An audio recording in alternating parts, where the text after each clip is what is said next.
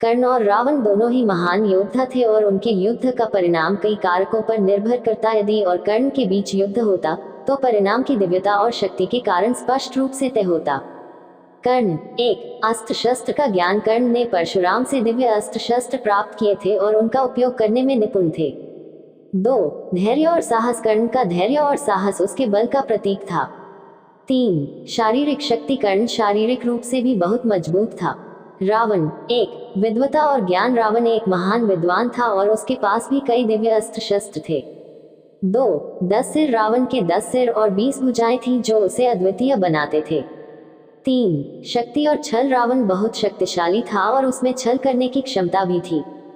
यदि कर्ण और रावण के बीच युद्ध होता तो ये कहना कठिन है कि कौन जीतता, क्योंकि दोनों के पास अद्वितीय क्षमताएं और शक्तियां थीं। ये युद्ध की परिस्थिति और उनके उपयोग किए गए अस्त्र शस्त्रों पर निर्भर करता।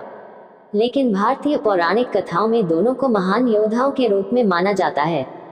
कर्ण और रावण में युद्ध का परिणाम दोनों की शक्तियों और कमजोरियों पर निर्भर करेगा। कर्ण एक, महान धनुर्धर। कर्ण को भगवान परशुराम से शिक्षा मिली थी और उनके पास दिव्य अस्त्र थे।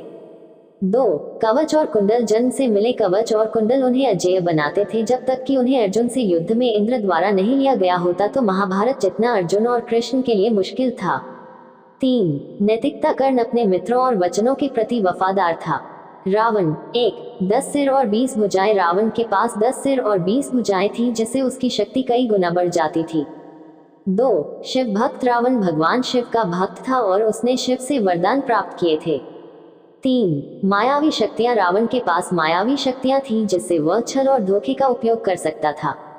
कर्ण और रावण दोनों ही महान योद्धा थे और उनके युद्ध का परिणाम निश्चित रूप से कहा नहीं जा सकता।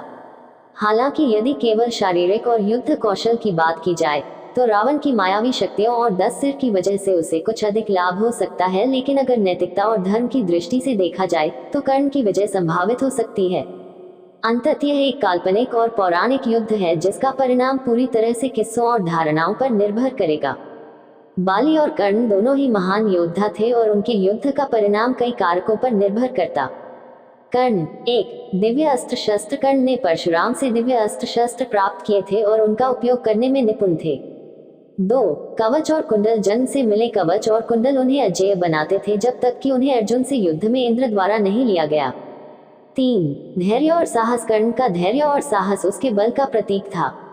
बाली एक, महान योद्धा। बाली को उसकी शक्ति और युद्ध कौशल के लिए जाना जाता था।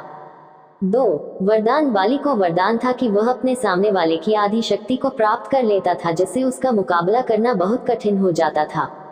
3, शारीरिक शक्ति। बाली बहुत ही बलशाली था और उसने कई देवताओं को भी पराजित किया था। यदि कर्ण और बाली के बीच युद्ध होता तो बाली का वरदान उसकी सबसे बड़ी ताकत होती। कर्ण की शारीरिक शक्ति और युद्ध कौशल उच्च कोटि के थे, लेकिन बाली के वरदान के कारण कर्ण की आधी शक्ति बाली को मिल जाती। इस कारण से बाली की विजय की संभावना अधिक होती। हालांकि कर्ण के दिव्य अस्त्र शस्त्र और युद्ध कौशल को भी नजरअंदाज नहीं किया जा सकता। ये युद्ध बहुत कठिन और लंबा हो सकता था, लेकिन बाली के वरदान के कारण बाली के जीतने की संभावना अधिक होती। यदि कृष्ण और कर्ण के बीच युद्ध होता तो परिणाम कई कारकों पर निर्भर करेगा। कृष्ण और कर्ण दोनों ही अद्वितीय योद्धा थे, लेकिन उनके पास अलग अलग क्षमताएं और विशेषताएं थीं। कर्ण एक, दिव्य अस्त्र शस्त्र। कर्ण ने परशुराम से दिव्य अस्त्र शस्त्र प्राप्त किए थे और उनका उपयोग करने में निपुण थे। 2, कवच और कुंडल। जन्म से मिले कवच और कुंडल उन्हें अजेय बनाते थे जब तक कि उन्हें अर्जुन से युद्ध में इंद्र द्वारा नहीं लिया गया। 3, धैर्य और साहस। कर्ण का धैर्य और साहस उसके बल का प्रतीक था। कृष्ण एक, भगवान विष्णु का अवतार। कृष्ण को भगवान विष्णु का अवतार माना जाता है, इसलिए उनकी दिव्य शक्तियां अनंत थी।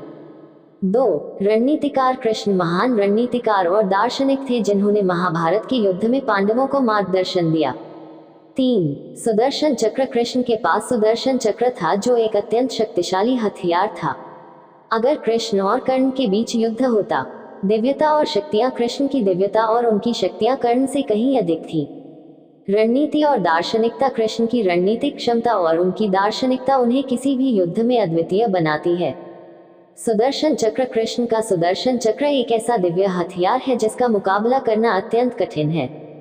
इसलिए यद्यपि कर्ण एक महान योद्धा था, कृष्ण के दिव्य स्वरूप, रणनीतिक कौशल और सुदर्शन चक्र के सामने उसकी विजय की संभावना कम होती। कृष्ण की दिव्यता और उनकी अद्वितीय क्षमताओं के कारण कृष्ण का जीतना अधिक संभावित होता। यदि भगवान शिव और कर्ण के बीच युद्ध होता तो परिणाम भगवान शिव की दिव्यता और शक्ति के कारण स्पष्ट रूप से तय होता। भगवान शिव एक त्रिदेव में स्थान। भगवान शिव हिंदू धर्म के त्रिदेवों ब्रह्मा, विष्णु, महेश में से एक है, जो संहारक और पुनर्सर्जक के रूप में जाने जाते हैं। 2. असीम शक्ति। भगवान शिव के पास अनंत शक्ति है, वे संपूर्ण ब्रह्मांड के नियंत्रण में हैं और उनके पास असंख्य दिव्य अस्त्र शस्त्र हैं। 3. महादेव। उन्हें महादेव महान देवताओं का देवता कहा जाता है और वे सृष्टि पालन और संहार के लिए प्रसिद्ध हैं। कर्ण एक दिव्य अस्त्र शस्त्र। कर्ण ने परशुराम से दिव्य अस्त्र शस्त्र प्राप्त किए थे और उनका उपयोग करने में निपुण थे। 2. कवच और कुंडल। जन्म से मिले कवच और कुंडल उन्हें अजेय बनाते थे जब तक कि उन्हें अर्जुन से युद्ध में इंद्र द्वारा नहीं लिया गया। 3. धैर्य और साहस। कर्ण का धैर्य और साहस उसके बल का प्रतीक था। यदि भगवान शिव और कर्ण के बीच युद्ध होता, दिव्यता और महाशक्ति। भगवान शिव की दिव्यता और महाशक्ति के सामने कोई भी मानव योद्धा टिक नहीं सकता। शिव का त्रिशूल। भगवान शिव का त्रिशूल एक अत्यंत शक्तिशाली हथियार है जो अजेय है। शिव का तांडव। भगवान शिव का तांडव नृत्य संहार का प्रतीक है और उससे संपूर्ण सृष्टि भी नष्ट हो सकती है। इसलिए भगवान शिव और कर्ण के बीच युद्ध में भगवान शिव की विजय निश्चित होती। कर्ण की महानता और युद्ध कौशल के बावजूद भगवान शिव की दिव्यता और असीम शक्ति के सामने उनकी जीत संभव नहीं है।